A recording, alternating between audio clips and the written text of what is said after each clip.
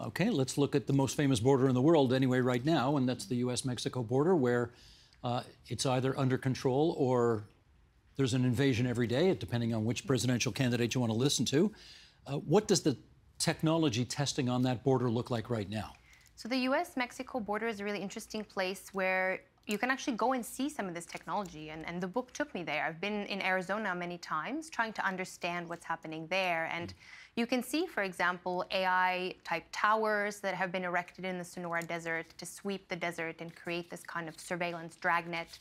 There's also robo-dogs that were announced a couple of years ago by the Department of Homeland Security to augment the way that borders are being policed. So when we hear, we got to build a wall, we got to build a wall, there's a lot more than just a wall happening there. Absolutely. It's really a smart wall and a smart border system that has expanded the border from its kind of physical location into the skies and across the land, and has really created, again, this kind of laboratory of experimentation with tech that you wouldn't see in other spaces. I think we get just by definition what a robo-dog is, but do you want to just put a little more flesh on that bone, no pun intended?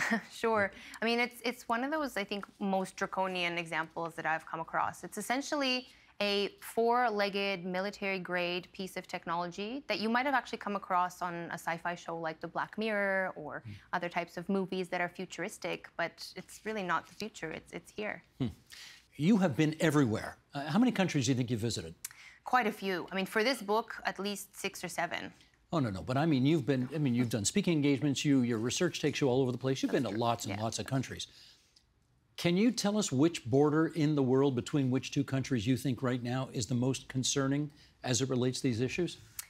You know, it's hard to pick one, but I would probably have to say the U.S. Mexico border because, of course, it's also an election issue in this year, and it's becoming a political free-for-all, so to speak, and it's definitely a border to watch. We're going to talk some U.S. politics, okay? Okay, here we go. Republicans, of course, have been very strong in their view on border security.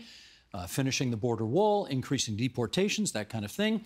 Many people in the Democratic Party, conversely, are for softer immigration policies, so-called, more pathways to citizenship, better treatment for undocumented immigrants, that kind of thing. So a Harris presidency versus a Trump presidency presumably makes a big difference in your line of work, fair to say? Yes and no. I mean, I think at first blush, definitely a Harris presidency may not be, again, as sharp on migration as another Trump administration.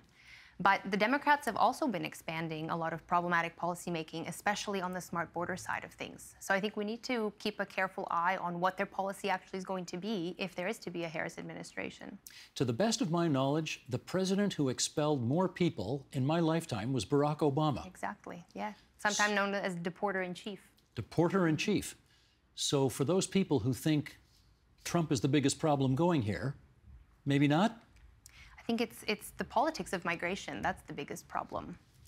How did Biden do? Joseph Biden, the current president, how has he done following up on what Donald Trump started? I mean, there has definitely been kind of a return, somewhat at least, to a human rights respecting framework. But there's also been very problematic expansions of the surveillance state, of the border industrial complex in that situation, and again, deportations again also.